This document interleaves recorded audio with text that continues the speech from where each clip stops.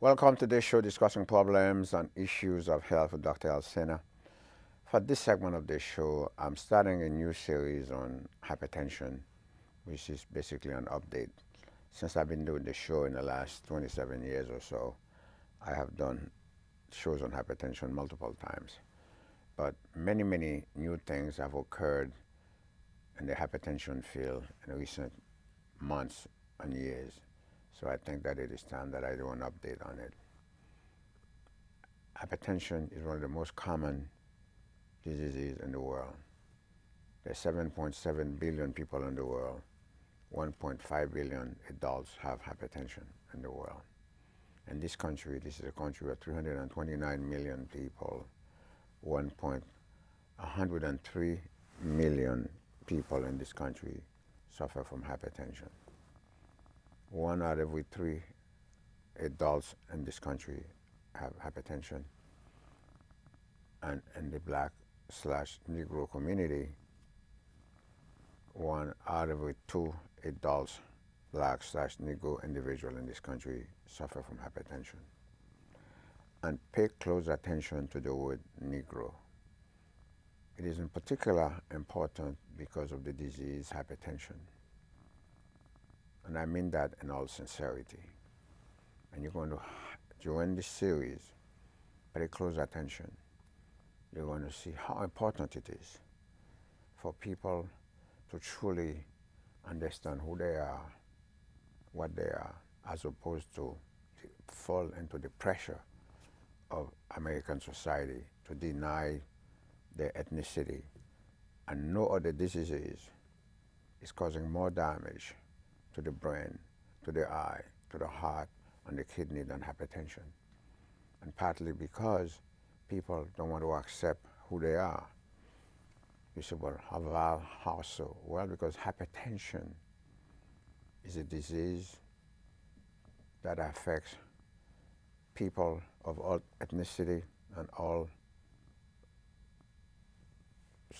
race, etc. However, it affects people because the treatment of hypertension in different ethnic groups is completely different. And basically, it wind up, you could separate it in two ethnic groups. You either Caucasian or you're non-Caucasian. No matter what you think of yourself, that's your business. I'm not a psychiatrist, I'm not a psychologist, and I'm not a politician. I am a clinical scientist and a teacher of medicine. And I'm not here to tell people what they should think of themselves. That's their business. But when you understand what I'm going to explain to you, why hypertension is doing so much damage in this country and across the world. I was shocked last year when the European Society of Cardiology met, and I had a chance to read some of the findings of the discussion they had during that brilliant meeting that they had. I was shocked to find that whatever is happening to hypertension in this country is also happening to hypertension the rest of the world. Because America, this great country, has tremendous influence on the rest of the world. Whatever America does, some part of the world will follow. That's good in some instances, but also bad in other instances. Across the world, 1 out of every 4 adult males have hypertension. Across the world, 1 out of every 5 adult female have hypertension. Serious business. And you cannot be hypertensive without having your brain at risk, your eyes at risk, your heart at risk, and your kidneys at risk. But in the center of the disease hypertension is the organ called the kidneys. Hypertension wouldn't exist. The discussion I'm about to have with you wouldn't exist were it not for the center of the disease hypertension, which happened to be the kidney. The whole concept of essential hypertension which is responsible for 97% of all hypertension, is a condition called essential hypertension. The other 3% is made up of pheochromocytoma, which is a special tumor of the adrenal gland, and renovascular hypertension, which is when the arteries that carries blood to the kidney has little plaques occlusion in them that blocks them. Blocking that circulation causes renovascular hypertension. Those three make 3%. The 97% is due to essential hypertension.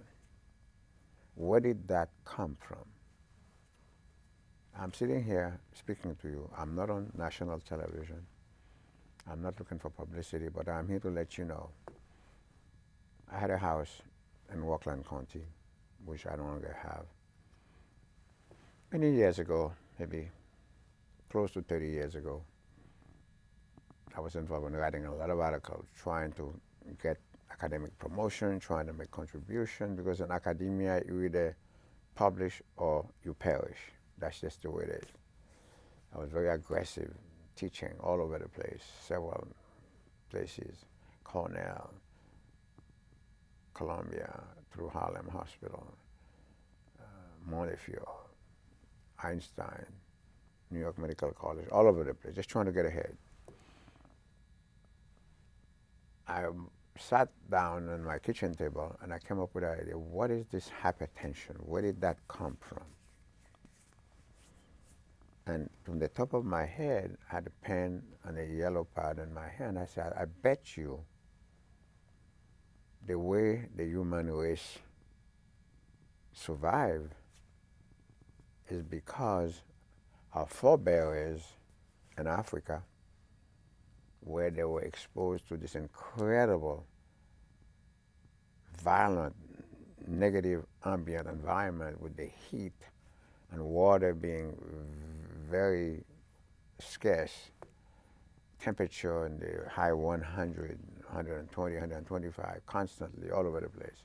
How did these individuals survive without all collapsing? Because when you are in this environment, especially when you're working in the farms, you're sweating profusely. So as you're sweating, you're losing a tremendous amount of salt in the sweat. How do these people not collapse and die? There had to have been some place in the human body that something has been developed that allows them to hold onto enough salt, hold onto enough fluid so they don't all collapse and die of dehydration. And I also drew a little bit from my own personal experience growing up in the peasantry of Haiti, whereby I started working in the farm when I was 9 years old, giving out water and helping people to light the pipe when they needed pipe. I did that for about a year, and by the time I was 10, I was a regular worker in the farm myself. If you don't know what it is like to work in the farm is almost always 3 hours or so on a minimum away from where people live. And you have to get up at 5 o'clock in the morning, 5:30 to walk, get there, because you have to start at 8. It's 8 to 5. And during that part of the farming season, the temperature in Haiti is about averaging over 120, 110, and you're walking barefooted and bareback. You can't wear any clothes because you would be completely soaked in sweat. How did somebody like me, who did that for about 10 years, I finally gave that up when I was about 19. I said, enough is enough, I'm going into town. That's how I survived. Working in the farm with a hoe in my hand, hot. Water is very scarce because the river is far away. They bring water in calabash, put it in the back of the horse, and you have a little cup of water during the day to drink. How did somebody like me, using as an example, survive? That is not to say that I was not living in Africa, but the ambient situation, frankly, was somewhat similar. And I did it for 10 years. And I'm here to tell you, you'll say, well, you must have been making a lot of money for the day. I was not. I was making one good per day. And one good is the equivalent of 20 cents. I don't know what it is now, but it was equivalent. It could take five good to make $1. I did that, 20 cents per day. And I said, you know what? Let me use this experience, this negative experience, this brutal experience to try to do something positive. And as a prolific natural thinker, I said, I bet you there had to be a gene, a salt retaining gene that allowed people like me to survive what I went through and my forebears, Negro forebears in Africa. That's where the word Negro is crucial. I was here in this country, this great country, when the word Negro went from Negro to black to African American. I was right here. And nothing was done to discourage it because the people who would like to look in a negative way to Negroes like me loved the fact that all of a sudden they were black. Somehow the black sounds more inferior to the white as opposed to the Negro because people go to school, they know Negro was the original race of all races. This is the truth. Oh, they jump all over the place for the Negro, African American. I was going to school. I was part of all this stuff, I will admit. I was in college, all the demonstration, etc. So I said to myself, I tell you, there has to be a gene, but I bet you it's located in the kidney. There had to be a gene that's located in the kidney because the kidney harbors a tremendous amount of gene. Because the kidney is not just there to get rid of urine. The kidney produces a tremendous amount of material every day. Otherwise, I wouldn't be able to sit here talking to you. We wouldn't be alive without some of the stuff that the kidney produces. You'll be amazed when you examine the physiology of the kidney to see how powerful the kidney really is. And I decided to write this up. So I came up with the idea. There had to be a gene. I don't know what the name of the gene was. And this thing got published.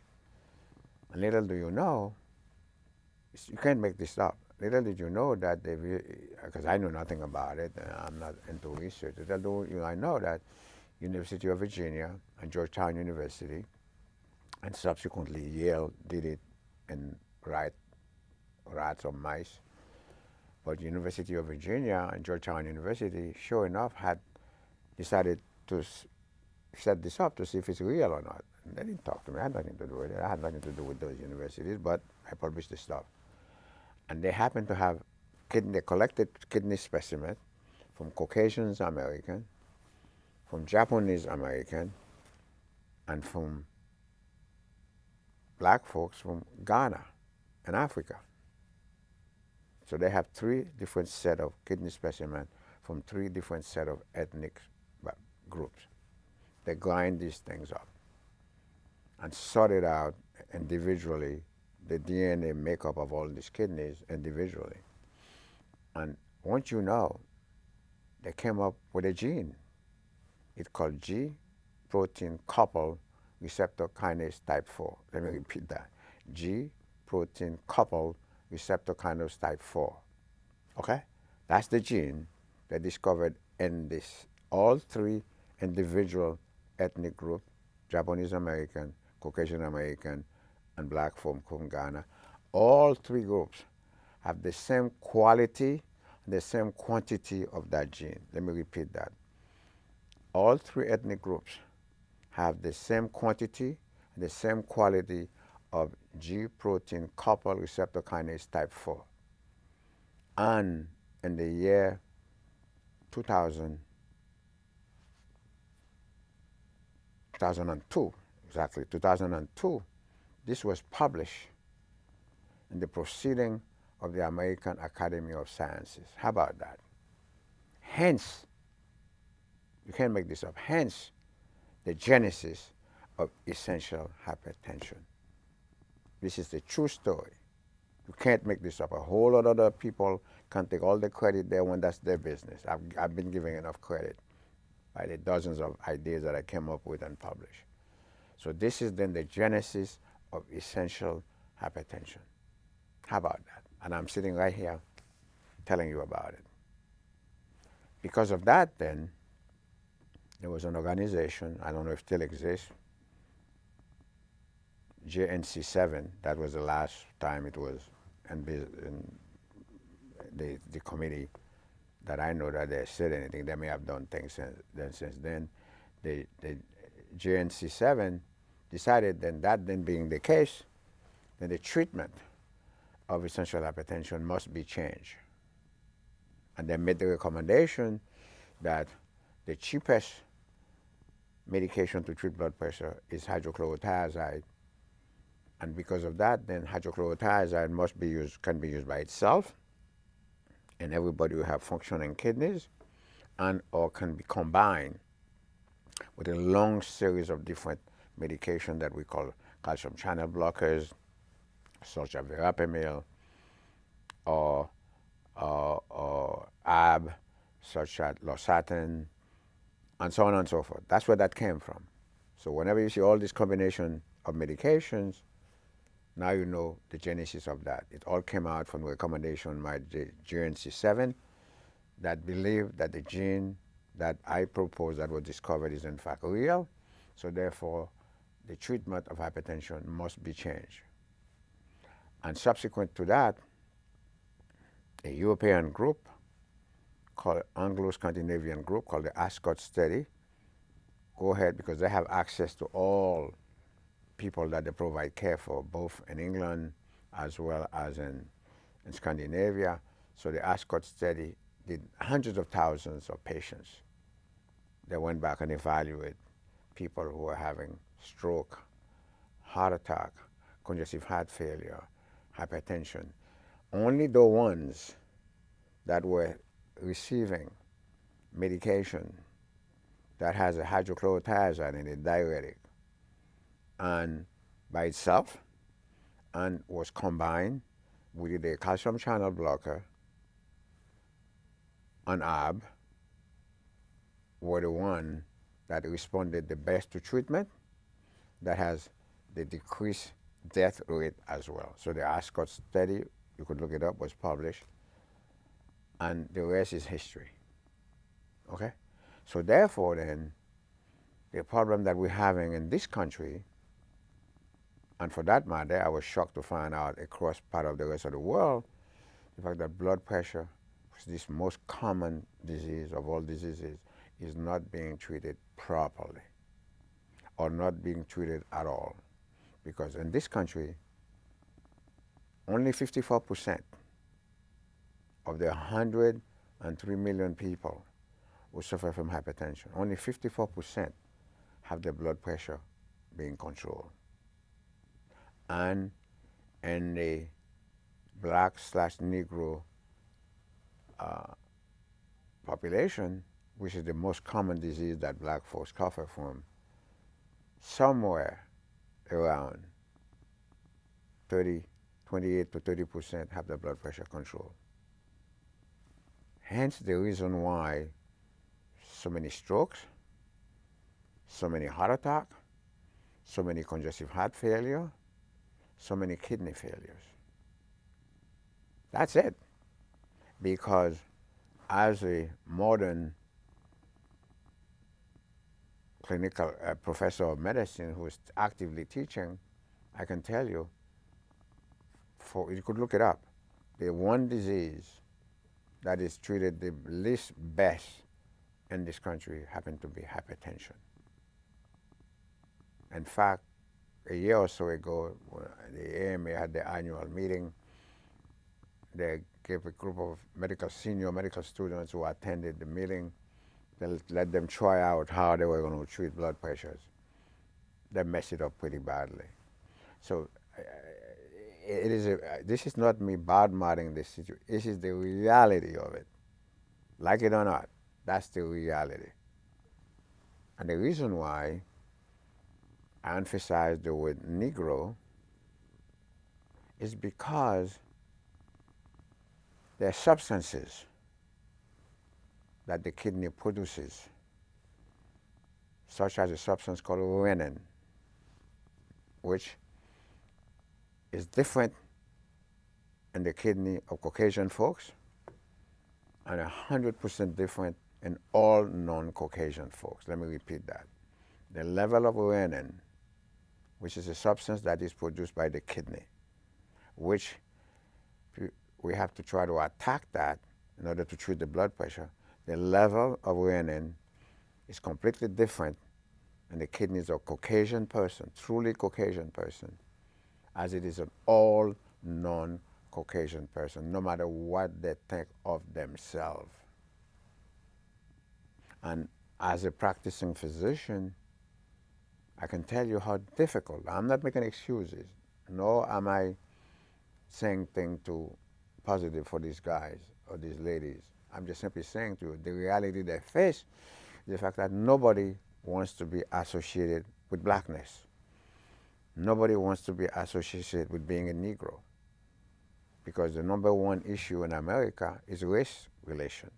So everybody, no matter where they came from, how they get here, as soon as they hit the airport, they all want to be associated with being Caucasian. That's it. That's the reality of it. Well, if you want to do that, but the consequence, there's nothing wrong with wanting to be what you want to be. That's your business. That's your right. However, there's a reality that you have to face.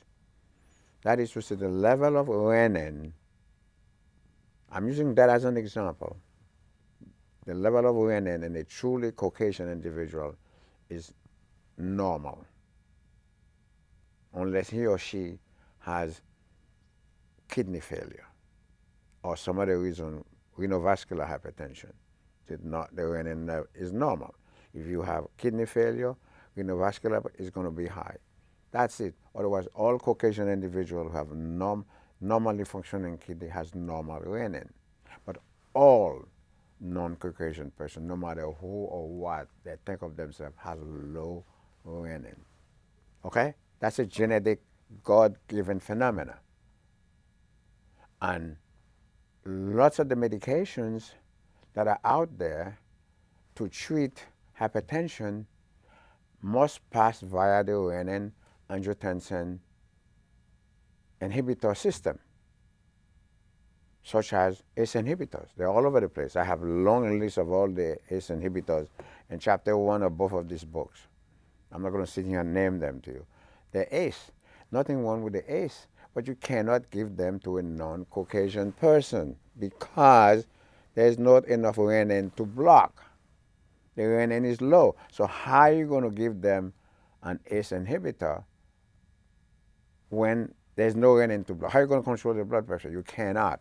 Furthermore, you have done nothing to touch the last substance the kidney produces in the pathway that we use to treat blood pressure, which is aldosterone. Aldosterone is the last step. Aldosterone is a salt retainer.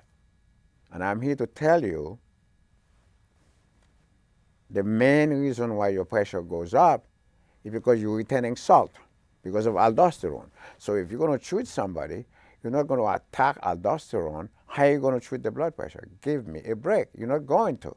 Even if you were to treat the pressure temporarily by giving them a large dose, let's say, of an ACE or large dose of a calcium channel blocker, the kidney doesn't have a brain. Once the kidney senses that the pressure goes down, is one of the jobs of the kidney is to hold on to aldosterone, raise that level, to hold on to salt, to raise the pressure to keep the body alive. That's one of the things the kidney does, to keep the body alive. The only way the kidney knows how to do that is to raise the level of salt that you're going to retain. Wherever salt goes, water goes, raise the pressure to keep the body alive. How about that? It's not that difficult. This is stuff that I'm teaching and others are teaching to medical students all the time. Stuff that we're teaching to interns and residents all the time. But why is not being done in practice? It's not being done enough in practice. So therefore, we have a crisis, which is why I wanted to do an update. What is the crisis? Well, this year, actually starting the beginning of the year, the FDA discovered there's several powerful medications we call M.A.C.P, angiotensin receptor 2 blocker, aldosterone receptor 2 blocker, we call them ARBs, have been contaminated. So the best medication that we have to treat hypertension have been contaminated by a factory in China and a factory in India by a cancer-causing agent. And as a result of that, all these medications have been recalled. You can't give an ARB anymore unjustified.